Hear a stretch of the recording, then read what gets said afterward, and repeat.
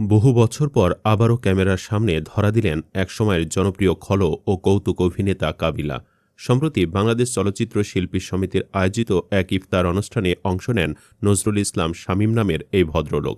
এ সময় তার আচার আচরণ কিছুটা অস্বাভাবিক লাগছিল। ভাইরাল ভিডিও ও কিছু রিলস ভিডিওতে তাকে দেখে অনেকেই কোনো রেস্টুরেন্টের ওয়েটারও ভেবে বসেন। তবে আদতে তেমন কিছু নন। তিনি ইফতার অনুষ্ঠানে যোগ দিয়েছিলেন। মাঝে মধ্যে এমনই কিছু অনুষ্ঠানের জন্য তিনি ঢাকা আসলেও বেশিরভাগ সময় থাকেন গ্রামের বাড়ি বরিশালে। বহু বছর ধরে কাবিলা তার গ্রামের বাড়ি বরিশালে অবস্থান করছেন। সাক্ষাৎকারে তিনি জানিয়েছেন, ঢাকার ব্যস্ত জীবন ছেড়ে গ্রামে এসে তিনি স্বস্তি অনুভব করছেন। গ্রামের খোলা হাওয়ায় হাঁটাচলা এবং ব্যায়ামের মাধ্যমে তিনি নিজেকে ফিট রাখার চেষ্টা করছেন। গ্রামে তার একটি বাগান বাড়ি রয়েছে, যেখানে তিনি একটি শুটিং স্পট তৈরির পরিকল্পনা করছেন। এছাড়া তার দুটি পুকুর আছে, যেখানে মাছ চাষ হচ্ছে। এমনকি তিনি কাবিলা ফুটবল একাডেমি নামে একটি স্পোর্টস ক্লাবও প্রতিষ্ঠা করেছেন, যেখানে তিনি তরুণ ফুটবলারদের বিভিন্ন টিপস দেন এবং তাদের সাথে আড্ডা দিয়ে সময় কাটান।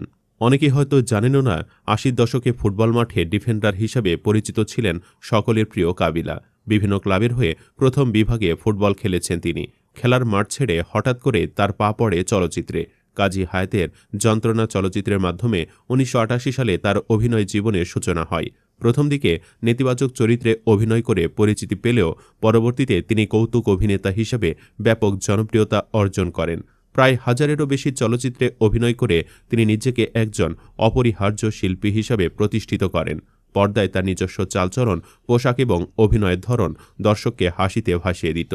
কাবিলাকে সবাই এখন কমেডিয়ান হিসেবে দেখেন, কিন্তু শুরুর দিকের প্রায় সব ছবিতেই ছিলেন ভিলেন। দাঙ্গা, রাজাবাবু, সন্ত্রাস, রাজপথের রাজা, রুটি, স্বপ্নের পৃথিবী, চাওয়া থেকে পাওয়া, বিচার হবে, জবরদখল, মুক্তির সংগ্রাম, শান্ত কেন মাস্তান, ইতিহাস, অন্ধকার সব ছবিরই তিনি ভিলেন। জনপ্রিয়তার তুঙ্গে থাকা অবস্থায় কাবিলা ভাইয়ের জীবনে নেমে আসে কঠিন সময়। হঠাৎ করেই তার কণ্ঠনালীতে ভয়াবহ অসুস্থতা দেখা দেয়, যার ফলে তার কণ্ঠস্বর প্রায় হারিয়ে যায়। সবার মন মাতিয়ে রাখা এই অভিনেতার কণ্ঠের জাদু হঠাৎ করেই স্তব্ধ হয়ে পড়ে। শুধু কণ্ঠনালীর সমস্যায় নয়, তিনি ক্যান্সারের মতো মরণ ব্যাধিতেও আক্রান্ত হয়েছিলেন। তবে সৃষ্টিকর্তার অশেষ কৃপায় এবং চিকিৎসার মাধ্যমে তিনি ক্যান্সার থেকে মুক্ত হয়েছেন। বেশ কয়েক বছর আগে তার গলায় অস্ত্রোপচার করা হয়েছে, যার ফলে তিনি কিছুটা সুস্থ হয়েছেন। কিন্তু দুর্ভাগ্যবশত এখন আর স্বাভাবিক সুললিত স্বরে কথা বলতে পারেন না, যা তার অভিনয় জীবনের জন্য একটি বড় বাধা হয়ে দাঁড়িয়েছে। চলচ্চিত্রের ব্যস্ততা প্রসঙ্গে কাবিলা জানান, শেষ শুটিং করেছিলেন দেবাশিস বিশ্বাস পরিচালিত শ্বশুরবাড়ি জিন্দাবাদ ২ ছবির জন্য। এরপর কিছু নতুন সিনেমার ব্যাপারে কথা হলেও বর্তমান পরিস্থিতিতে সব কাজ বন্ধ আছে। তিনি জানান, ২০১৭ সালে নিয়ত করেছিলাম হজে যাব। পরে আমার স্ত্রীকে নিয়ে হজে যাই। হজ থেকে ফেরার পরে একটা সময় অভিনয় ছেড়ে দেই। তবে এখন আর আগের মতো সিনেমার বাজার নেই। সিনেমা হল বন্ধ হয়ে গেছে। প্রত্যেকটা জেলাতে সিনেমা হল বন্ধ। আমাদের সময় হাজারের ওপরে সিনেমা হল ছিল, এখন তো ১০০-১৫০ সিনেমা হল। অনেক প্রযোজক চলে গেছেন, প্রোডাকশন বন্ধ করে দিয়েছেন।